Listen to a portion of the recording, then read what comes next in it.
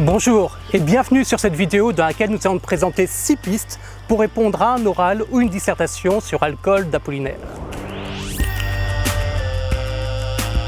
Dans notre vidéo précédente, je t'ai présenté Apollinaire, je t'ai également présenté son recueil Alcool et quelques éléments sur le parcours Modernité poétique. Si par hasard tu ne l'as pas encore vu, je te conseille de commencer par regarder celle-là avant de regarder celle-ci, car maintenant nous allons aller plus loin dans l'analyse du parcours, plus loin dans l'analyse du recueil pour te permettre de répondre à des questions à l'oral ou encore être efficace en dissertation.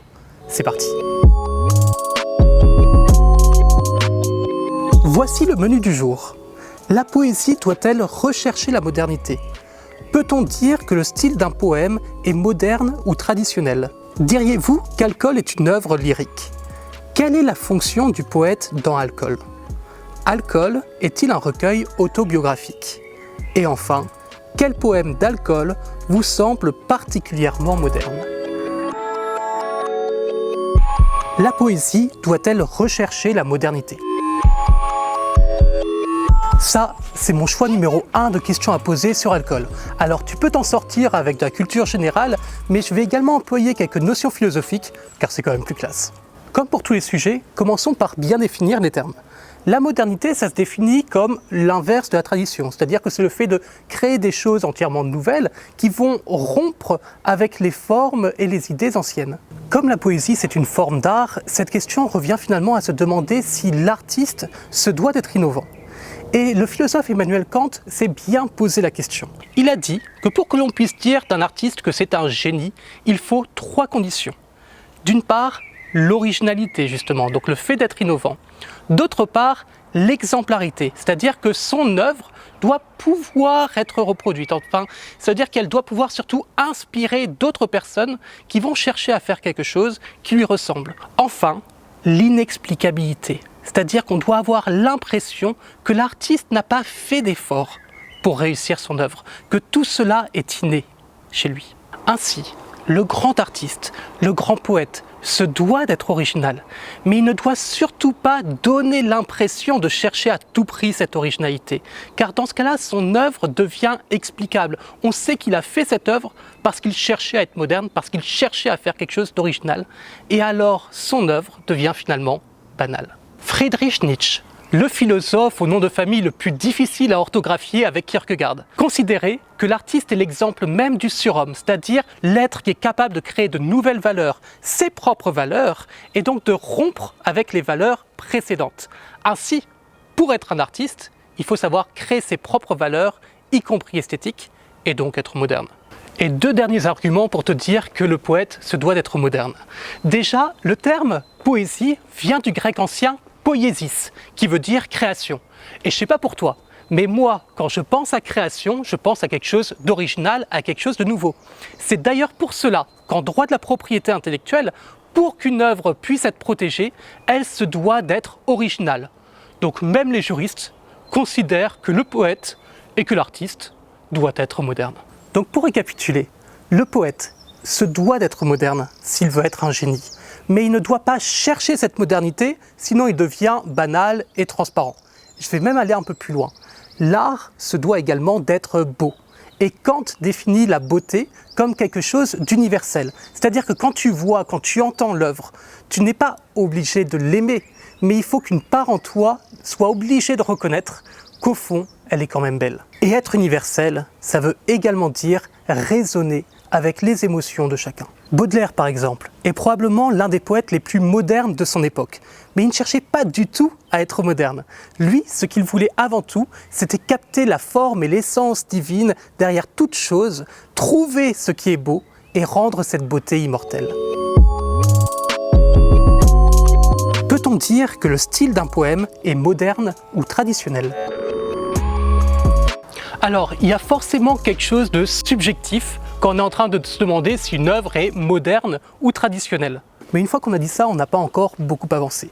Donc mon point suivant va être de dire qu'on ne peut jamais être complètement moderne parce qu'on ne peut jamais complètement s'éloigner des valeurs et de la culture esthétique de son époque.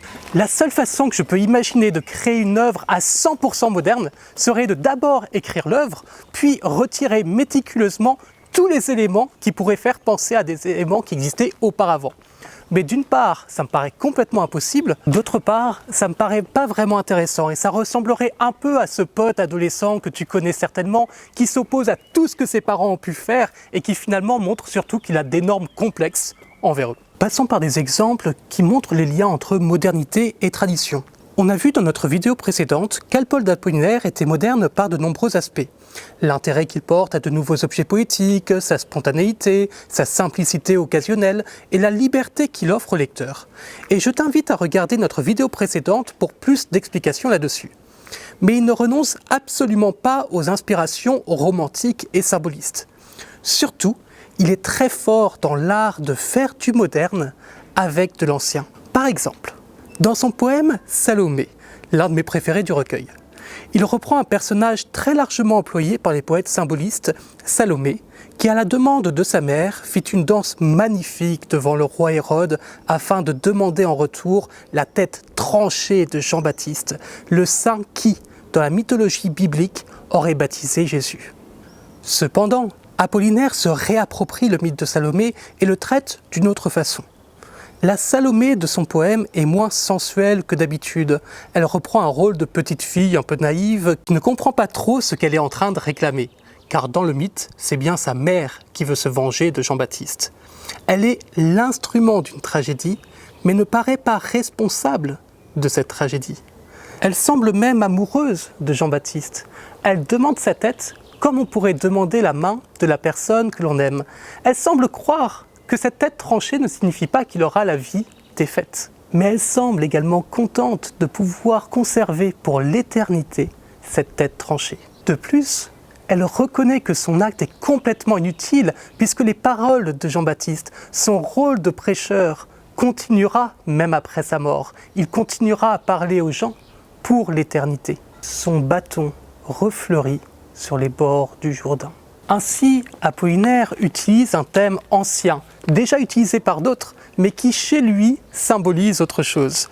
Salomé n'est plus la femme fatale, séductrice, qui fait du mal par plaisir. Elle représente bien davantage la cruauté inconsciente de la femme amoureuse.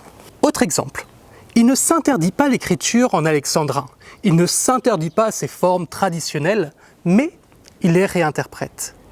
Ainsi, le dernier alexandrin d'Automne malade est formé en 6 vers de 2 pieds, ce qui donne bien 12, ce qui rend sa lecture encore plus lente et permet d'y inclure 3 rimes pour souligner le passage régulier et inéluctable du temps qui nous mène à la mort. Les feuilles qu'on foule, un train qui roule, la vie s'écoule. Donc on voit qu'Apollinaire, tout en étant moderne, ne méprise pas la tradition. Et même le mouvement qui va le suivre, le surréalisme, qui méprise profondément la tradition, est quand même obligé d'en tenir compte. Et pourtant, il s'oppose quand même assez radicalement aux auteurs qui les ont précédés et qui leur paraissent bourgeois et ringards. Ainsi, à l'occasion de la mort d'un auteur très célèbre de cette époque, Anatole France, ils vont publier un pamphlet, un cadavre, dans lequel ils vont s'attaquer à lui et à tout ce qu'il représente.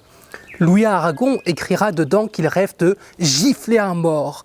Ils inventent plein de nouvelles techniques poétiques. L'écriture automatique, le cadavre exquis, l'écriture en état de veille. Un de ces jours d'ailleurs, je te ferai une vidéo sur ces auteurs assez exceptionnels. Mais toutes ces inventions et ce rejet de leurs prédécesseurs ne les empêchent pas de revenir bien souvent à des formes poétiques fixes, avec des poèmes en strophes régulières, avec alexandrins et décasyllabes. Et ça ne les empêche pas de puiser dans les grands topoi, c'est-à-dire les grands thèmes de la poésie, tel le mythe d'Orphée. Ainsi, un poète peut être plus ou moins traditionnel ou moderne au moment où il écrit, mais il ne peut pas complètement faire abstraction de toute tradition, car on ne peut pas tout réinventer. Et n'oublie pas autre chose, un poète peut paraître maintenant assez traditionnel tout en ayant été, à l'époque où il a écrit, très moderne. C'est le cas par exemple de Ronsard. Diriez-vous qu'Alcol est une œuvre lyrique ? Bon, globalement, la réponse paraît assez simple. Oui, Alcol d'Apollinaire est une œuvre lyrique. Mais il contient plusieurs formes de lyrisme. Et pour pouvoir bien répondre à cette question, commençons par redéfinir Qu'est-ce que le lyrisme? Le lyrisme est l'expression de sentiments intimes, souvent liés à un sentiment de perte et toujours liés à des émotions fortes. Ce nom lyrisme représente la lyre d'Orphée, le premier grand musicien et poète de la mythologie grecque qui, par la beauté de ses chants, pouvait éveiller toute la nature, même les pierres, et attirer l'attention des dieux. Orphée, c'est aussi celui qui est descendu aux enfers pour récupérer Eurydice, qui obtient d'Hadès de pouvoir remonter avec elle et qui la perd car il s'est retourné vers elle au moment de sortir des entrailles de la terre.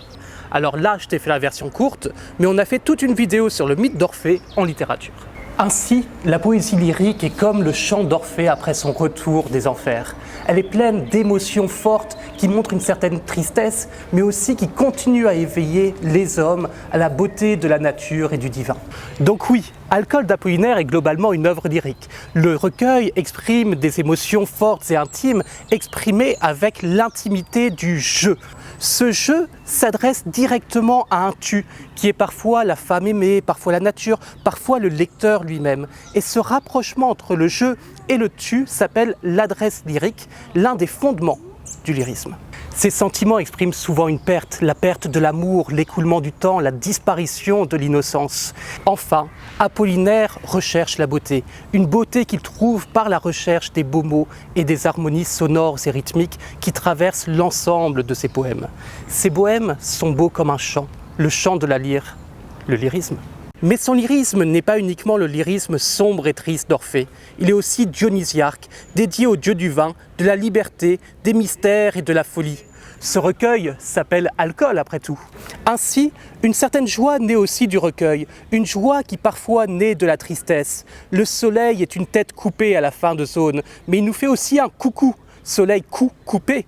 Le poète boit sa tristesse, mais il boit également la vie à pleine bouche. D'ailleurs, le premier titre du recueil devait être au départ « Eau de vie ». Le poète peut être triste, mais il renaît sans cesse, plein de vie. Ainsi, la maison des morts, qui évoque la fin de ses amours et la mort de ses proches, finit avec vitalité. À se confondre avec le souvenir, on est fortifié pour la vie et l'on n'a besoin de personne. De plus, une caractéristique traditionnelle du poème lyrique, c'est d'être écrit à la première personne, d'avoir le jeu. Mais de très nombreux poèmes d'Alcool abandonnent le jeu pour que le poète devienne plutôt un narrateur omniscient. Pour résumer, Alcool, c'est une œuvre lyrique, mais ce n'est pas uniquement le lyrisme orphique, c'est également le lyrisme dionysiarque. Ce lyrisme s'écarte des formes traditionnelles, abandonnant souvent le jeu et recherchant à de nombreuses occasions de nouvelles formes d'harmonie sonores et rythmiques.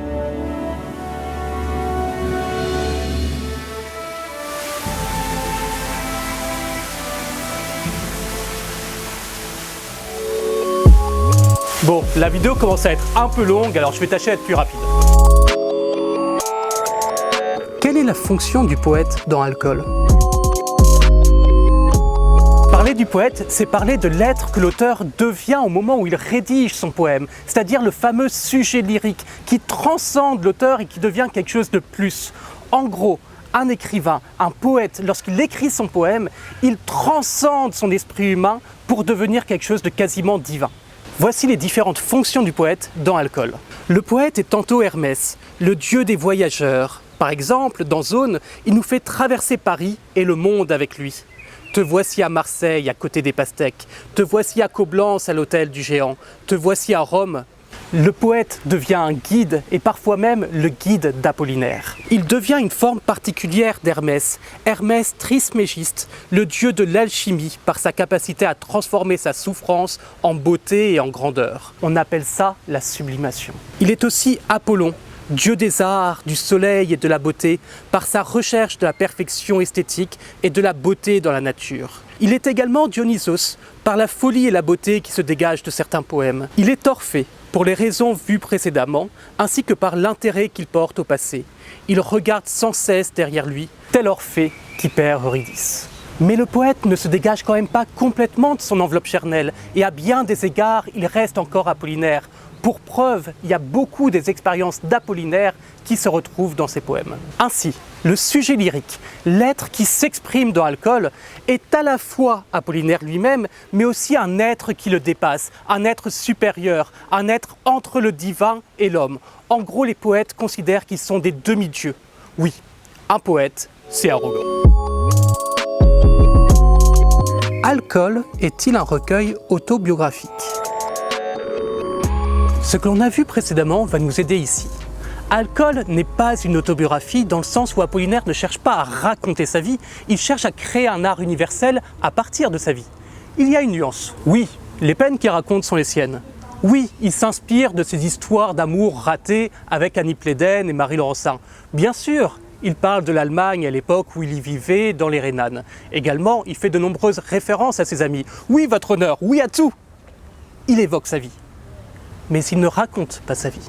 Il ne va pas dans le détail et il tente de rendre son histoire personnelle plus universelle. On peut voir dans Salomé une représentation d'Annie et de Marie, mais tout homme pourrait voir dans cette figure une représentation des femmes qui lui ont fait du mal. Le pauvre. Même le poème Annie, dont le nom vient pourtant explicitement d'Annie Pléden, pourrait s'appliquer à d'autres histoires d'amour. D'ailleurs, je t'encourage à relire ce poème car il est vraiment un peu grave. En gros, Annie a dû fuir jusqu'en Amérique pour éviter le harcèlement d'Apollinaire. Mais là, dans ce poème, il s'imagine en train de la regarder, de l'observer dans sa maison du Texas. Apollinaire ne lâche rien. Et de nombreux poèmes ne sont pas du tout autobiographiques. Par exemple, le poème Autel. Alors certes, comme toute œuvre, il y a certainement un rapport avec la vie d'Apollinaire, mais ici ce rapport passe complètement au second plan. Quel poème d'alcool vous semble particulièrement moderne? Tous les choix pourraient potentiellement se défendre, mais pour ma part, j'irai sur À la santé et Zone. À la santé est particulièrement innovant car on a l'impression qu'Apollinaire écrit avec une énorme spontanéité. On a l'impression qu'il écrit tout ce qui lui passe par la tête, un peu comme une forme d'écriture automatique, avant même que les surréalistes n'aient inventé ce concept. L'écriture automatique, c'est une technique qui consiste à écrire rapidement, sans se relire, chaque idée qui vient, pour se mettre dans un état quasi hypnotique. Ainsi, l'œuvre qui en découle sera plus spontanée et plus surprenante. Et c'est l'impression que ce poème me donne. Il a une énergie puissante, une impulsion que l'on ne retrouve pas dans les poèmes plus anciens, à part peut-être dans les poèmes de Rimbaud. Le poème également forme des boucles. On a l'impression que l'auteur tourne en rond, qu'il ressasse ce qui ressemble particulièrement à l'atmosphère de la prison qu'il décrit dans cette poésie. Concernant Zone, on pourrait écrire un pavé. Pour aller vite, l'œuvre est originale car elle prend de grandes libertés de forme. Le poème est déconstruit, l'auteur semble écrire comme il parlerait et pourtant le rythme est remarquable. Il est rapide et donne l'impression de traverser tous les espaces décrits par le poète. Il invente des métaphores très originales alors que les poètes avaient tendance à refaire très souvent les mêmes types d'analogies. Par exemple, Jésus est un aviateur. Les migrants en quête d'une terre promise sont comme les rois mages. Et la tour Eiffel, qui surveille les habitants de Paris, est une bergère qui surveille son troupeau. D'ailleurs, l'originalité du poème vient aussi de ces thèmes modernes. L'aviation, la tour Eiffel qui vient d'être construite, les migrations et surtout une certaine vision de l'homme qui est plus universelle. Il semble voir à Paris, à Rome, au Japon ou en Guinée, une seule et même zone, celle de l'humanité. Et voilà, on t'a offert 20 minutes d'explication autour d'Apollinaire. Si avec ça tu ne réussis pas ta dissertation, je ne comprends pas. Et surtout, si avec ça tu ne t'abonnes pas, je ne comprendrai pas non plus. Donc abonne-toi, partage, mets un petit pouce bleu et surtout continue à nous suivre. À bientôt.